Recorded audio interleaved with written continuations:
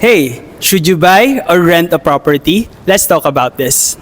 Kung nagbabayad ka ngayon ng renta buwan-buwan, baka panahon na para pag-isip mong bumili ng sarili mong kondo. Number 1, mas mababang presyo at mas malaki ang matitipid mo. Sa pre-selling stage, mas mura ang presyo ng kondo kumpara sa mga RFO, ready for occupancy units. Habang hindi pa tapos ang construction, may chance ka pang makuha ito sa introductory price bago pa ito tumaas sa market. Number 2, magaan at flexible ang hulugang bayad. Hindi mo kailangang maglabas ng malaking pera. Kadalasan nga sa developers ay may low reservation fees at light payment terms. Sa pre-selling, pwede mong hulugan ng down payment sa loob ng ilang taon bago ka man magsimulang magbayad ng housing loan. Number 3, tumataas ang value nito kaya maganda tong investment. Isipin mo, bumili ka ng unit ng halagang 9 million dito sa Bulacan pero matapos ang ilang taon, umaabot ito ng 13 to 15 million o higit pa. And that gives me to number 4. Sayang ang renta, ay punin mo na lang para makabili ka ng sarili mong bahay. Kapag nagrerenta ka, buwan-buwan nagbabayad ka pero wala ka natatanggap kundi resibo lang. Pero kung may sarili kang kondo, bawat hulog mo papunta sa sarili mong ari-arian at maaari mong tirhan o ibenta o paupahan. So comment kondo kung gusto mo nang magsimula ng journey mo sa pagkaroon ng sarili mong property.